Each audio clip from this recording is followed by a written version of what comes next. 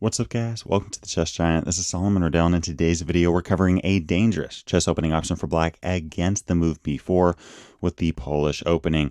At the Master and Grandmaster level, this ranks 9th out of 20 in terms of how often a move is used at move 1, and it's actually surprisingly hard to go against. I mean, here we could go into a mainline type move like e5, trying to attack that pawn on b4, but most of the time there, white's not going to defend the pawn on b4, but simply continue with a move like bishop b2. White's going, look, you can take my b pawn, I'm going to capture back your centralized e pawn, and oftentimes white is more comfortable in those types of positions. I myself have been playing this move of a5 for quite a while. This may seem a little bit strange, but really what we're trying to do is face a somewhat strange looking move with an even weirder one, black there with a fun game. But I actually have a new favorite, and that's thanks to my guy J-Dub. We have a great option here with c5, the Birmingham Gambit.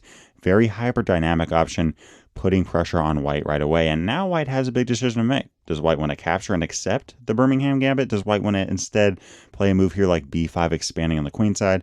Or does white want to defend the pawn on b4 with a move like c3 or a3? We're going to be covering all four of these options in today's video, but let's first cover the obvious question, really the big one. What happens here if white simply captures off our pawn on c5? Well, in this case, we're going to waste no time expanding in the center of the board with e5, taking control of key dark squares like f4 and d4, and on top of that, looking to capture back on c5 with tempo. Yet again, white has a big decision to make, and that's whether white simply wants to play a move here like bishop b2, continuing to develop, or if white wants to try to hang on to this pawn on c5. Let's first take a look at what happens if white tries to hang on to their pawn on c5. Well, first off here, if white tries to play something like bishop a3, guys, from a practical standpoint, I mean, you really don't want to go all out like this on move 3, trying to hang on to your pawn on c5. We can really just win this pawn in that scenario whenever we like. In fact, right away against bishop a3, we could just play queen a5 and proceed to capture this pawn right off the board.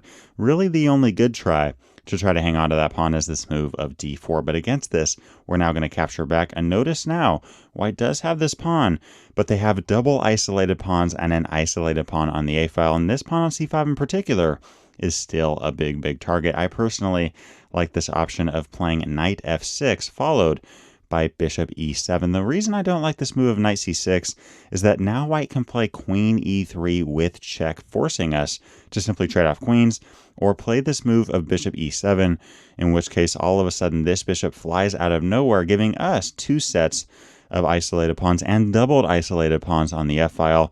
The computer is going to sit here and tell you that after a move like knight d2, black has a nearly even game. But guys, from a practical standpoint, I mean, who on earth wants to play a position like this following that knight d2 option? I mean, we got moves like knight c4 and knight d6 on the ways. A lot of kinks that we got to work out. So y'all, again, if you see this move of bishop b2 in this type of position, I personally like playing the move of bishop e7 first, and then once I'm developed and there's no check threats, then playing this move of knight c6. Obviously now, if a move like queen e3, we're simply going to castle kingside, and if a move here like queen c4, we can always get that pawn right back we'd like with a move like queen a5 check, simply attacking the king and picking this pawn off. But on top of that, if you're trying to play hyperdynamic chess and really go for the win here, we do have this very interesting option of b6, attacking the pawn on c5. We would love to take towards the center of the board, even out this game in terms of what's on the side of the board, and then continue after that with a move like d5, kicking this queen around potentially. What happens here if white simply takes the pawn off the board though? Well, in that case, okay, we're going to play queen takes b6, attacking this bishop on b2. And here, if a move like queen b3, which by the way is the best option, we're now going to play queen a5 with check. Whole idea being, if a move like bishop c3, we got queen c7. Many of you are probably wondering why we played queen a5 check and then brought this queen back. It's actually because this bishop on c3 would be much more awkwardly placed and in the way of white's development than on b2. And notice how quickly white can fall into trouble. I mean, even here after a move like knight c3, we play rook b8, and all of a sudden we're simply going to win a queen, or the very next move, snatch off a bishop, and here black's simply crushing this. So y'all, going back to this key position, in which case we captured on d4, lured this queen out, and then continued with knight f6. If we do see an option here like bishop b2, we could play knight c6, but this runs into queen e3 idea, so I personally like just playing bishop e7 followed by the move of knight c6, and then from there we can decide if we really just want to pick off this pawn right away, or if we want to play a move like b6 and try to gain some compensation and attacking chances. However, one move that I did not cover here was actually bishop a3. White trying to put all of their chips in the basket and try to hang on to that extra pawn. And now as black, we have some interesting options. I mean, first off, we could just continue with a normal looking move like knight c6. Whole idea being after something like queen a4, we can actually now continue with d6. We always have b6 and d6 options trying to capture off that pawn on c5. In this case, we're simply going to even out the material, or white could, again, try to go up a pawn. But in that case, okay, we're going to capture on d6 a couple times. And here, if we move like knight f3, we have very rapid development. Castling kingside, bishop f5. Notice just how much further black is along in development. We are down a pawn, but a ton of pressure on white. Knight b4 ideas in the air, attacking this pawn on c2. And here, black with a very fun middle game. So a move like knight c6, followed by something like d6, is definitely an option. And on top of that, we have this option of knight a6, simply putting more pressure on c5. If we see a move here like knight c3, okay, we can continue with queen a5, continuing to mount the pressure on the queen side of the board. And here, if we see a move like e3, we always have this option of simply playing a move like knight takes c5, evening out the material. And sure, white can capture our knight, but they're going to lose this bishop right away because of this queen a5 check idea. This bishop is falling off. And I would say that this position is about equal, but I would personally give the small edge to black as we are going to be ahead in development. So y'all, going back to this position, in which case white accepted the Birmingham Gambit and we continued with e5, looking to capture back with tempo. If white here tries to hang on to that pawn with a move like bishop a3, we got queen a5 in the air, and we're still going to win that pawn.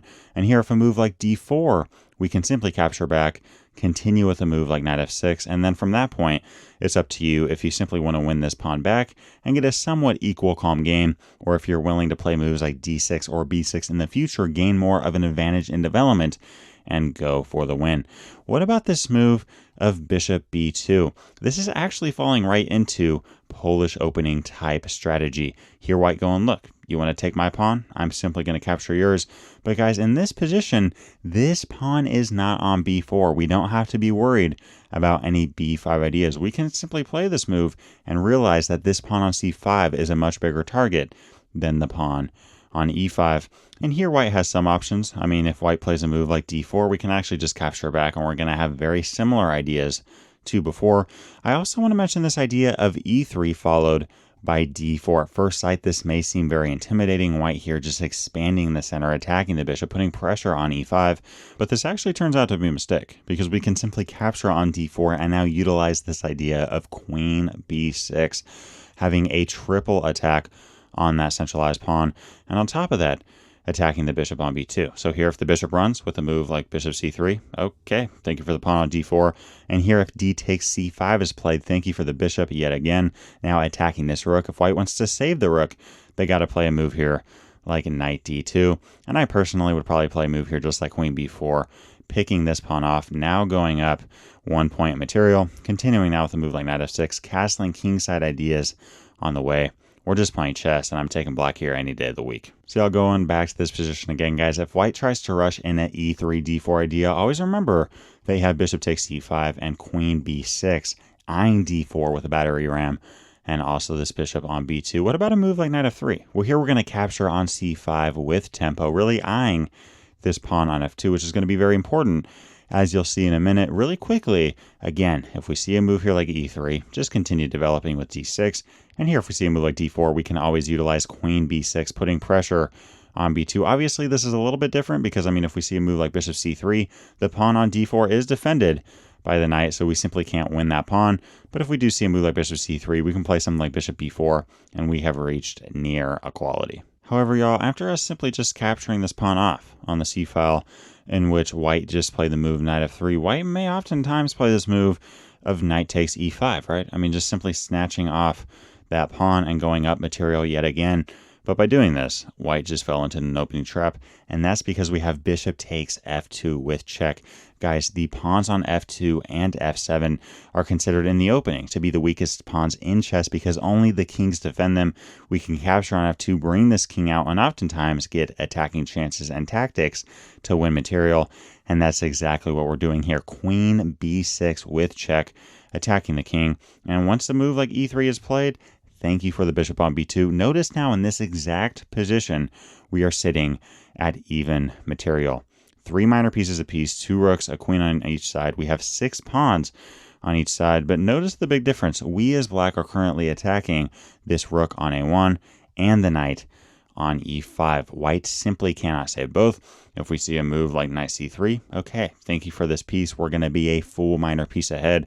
And here, if knight takes c6 is played, would we rather have a minor piece or would we rather have the rook? Let's capture off this rook. And now against a move like knight d4, we are up the exchange, but we do have to be a little bit careful. We can't be too greedy here and play a move like queen takes a2. We're already at material, and really by doing this, white now has this option of playing queen g4, and we notice that we're simply down a ton of development. I mean, sure, we got this queen all the way out on a2, but besides that, none of our pieces on the back rank have even moved. And if we play a move here such as g6, trying to save the g-pawn, all of a sudden, we face this move of knight c3, knight db5, attacking our queen, the square of d6, c7 as well. If we try to play a move here like queen c5, we got d4 on the way. Here, black in big trouble. See, in a position like this, we got to realize, okay, we're up the exchange. There's no reason to be greedy here and try to win off that pawn on a2. We got to realize that our king on e8 is a big target. Let's start developing our pieces with a move like knight f6. Yet again, wanting to capture on a2 because queen g4 ideas are no longer available, attacking that pawn on g7. What about a move here like bishop c4? This is actually the best move for white, and against this, we're going to waste no time in expanding in the center of the board with d5. Now, first off, if white tries to play a move like bishop b5 with check, we're actually completely okay with playing king f8, and that's because we have a key bishop g4 followed by knight e4 idea. For example, let's say white plays a move like queen f3. It may seem as if white is really starting to mount some attacking chances on the king side, but now we play this move of bishop g4, whole idea being of a move like queen g3, we got knight e4 with check, attacking both the king and simply winning that queen on g3.